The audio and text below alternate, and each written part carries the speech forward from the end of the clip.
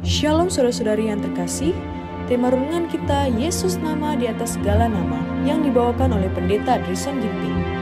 Shalom saudaraku, bersama kembali dalam renungan kita hari ini Jumat 25 Oktober 2024. Judul renungan kita sumber yang tak ada habisnya. Ayatnya di dalam Yohanes 17 ayat 3. Inilah hidup yang kekal itu, yaitu bahwa mereka mengenal Engkau satu-satunya Allah yang benar dan mengenal Yesus Kristus yang telah Engkau utus. Aku, Nebukadnezar, menengadah ke langit, dan akal budiku kembali lagi kepadaku. Lalu aku memuji yang maha tinggi dan membesarkan dan memuliakan yang hidup kekal itu, karena kekuasaannya ialah kekuasaan yang kekal dan kerajaannya turun-temurun. Pada waktu akal budiku kembali kepadaku, kembalilah juga kepadaku kebesaran dan kemuliaanku untuk kemasyuran kerajaanku. Para menteriku dan para pembesarku menjemput aku lagi. Aku dikembalikan kepada kerajaanku, bahkan kemuliaan yang lebih besar dari dahulu diberikan kepadaku. Jadi sekarang aku, Nebukadnezar, memuji, meninggikan dan memuliakan Raja Sorga yang segala perbuatannya adalah benar dan jalan-jalannya Allah adalah adil dan yang sanggup merendahkan mereka yang berlaku congkak.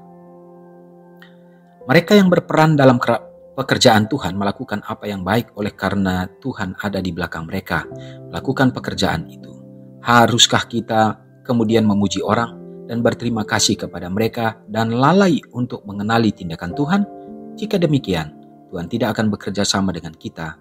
Ketika pria dan wanita mendahulukan diri mereka sendiri dan menempatkan Tuhan di posisi kedua, mereka menunjukkan bahwa mereka kehilangan hikmat dan kebenaran.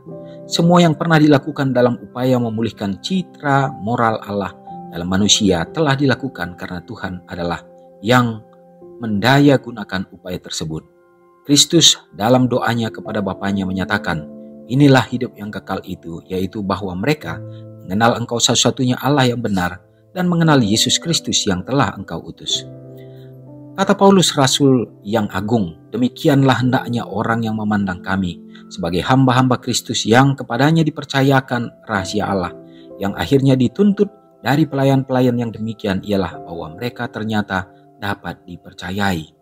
Biarlah setiap penata layanan memahami mereka ketika dia berusaha untuk memasyurkan kemuliaan Allah di dunia ini. Entah dia berdiri di hadapan orang Kristen ataupun orang kafir, petani atau pangeran. Dia harus menjadikan Tuhan sebagai yang pertama, yang terakhir, dan yang terbaik dalam segala hal. Tidak ada kelemahan yang besar yang dapat ditunjukkan manusia daripada dengan berpikir bahwa mereka bisa mendapatkan pengakuan dan penerimaan yang lebih besar di hadapan sesama manusia jika mereka meninggalkan Tuhan di luar perkumpulan mereka. Tuhan harus berdiri sebagai orang yang paling tinggi. Kebijaksanaan orang terhebat adalah kebodohan baginya. Orang Kristen sejati akan menyadari bahwa dia memiliki hak atas identitasnya hanya ketika dia meninggikan Kristus dengan kekuatan yang teguh, bertahan dan terus meningkat. Tidak ada motivasi ambisius yang akan mendinginkan kekuatannya karena itu berasal dari sumber yang tidak ada habisnya, terang kehidupan. Renungkan lebih dalam, bagaimanakah saya dapat merendahkan diri sambil meninggikan Kristus? Saudara yang kekasih dalam nama Tuhan, kembali renungan kita yang sangat indah, menguatkan, meneguhkan iman percaya kita bahwa sumber yang tidak habis-habisnya dialah Yesus Kristus yang sudah hadir dari surga untuk menjadi manusia, menjadi teladan bagi kita bahwa kita dapat mengikuti akan segala perintah-perintah Allah sama seperti Yesus Kristus. Saudara yang kekasih, biarlah kiranya kita menyadari bahwa kita benar-benar harus mengenal Allah kita. Tentu kita tidak dapat mengenal Allah tanpa melalui Yesus Kristus, karena Yesus adalah merupakan bentuk perwujudan daripada Allah yang adalah roh yang ada di sorga. Semoga Tuhan tetap menuntun kita supaya selalu memiliki kerinduan untuk mencari kebenaran Kristus dan lebih mendekatkan diri kepada Yesus supaya tabiat, sifat, karakter kita semakin serupa dengannya. Semoga Tuhan menolong kita. Mari kita berdoa. Segala pujian dan hormat ya Bapa kami sembahkan kehadirat-Mu yang kudus dan mulia. Hari ini Bapa kami terpaku untuk mendengar dan melihat bagaimana keagungan dan kemuliaan Kristus yang hadir dalam hidup kami Bapa. Dalam segala kelemahan sebagai manusia, tetapi Engkau tetap setia hidup di dalam kebenaran itu. Dan bahkan pada saat Engkau dicobai, dituntut untuk menghadapi akan kematian, tetapi iman Tuhan luar biasa. Dan itulah yang harus kami ikuti dan teladani ya Bapa dalam hidup kami. Biarlah kami selalu maju dalam iman percaya. Tuhan tolong kami Bapa, supaya kami dapat senantiasa melakukan yang terbaik sesuai dengan perintah-perintah-Mu. Tuhan, dimanapun umat-Mu berada hari ini, Tuhan juga memberkati yang sakit, yang lemah iman, Tuhan teguhkan iman percaya mereka.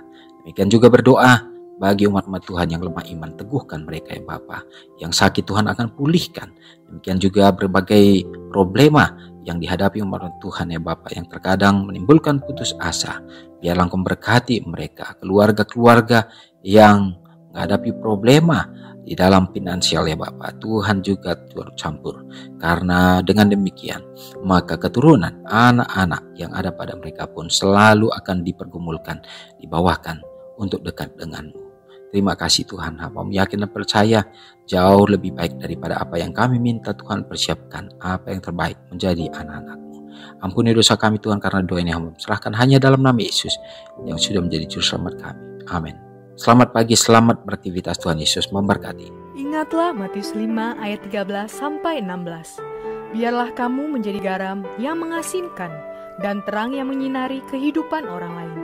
Jangan lupa subscribe, like, dan share ke seluruh dunia.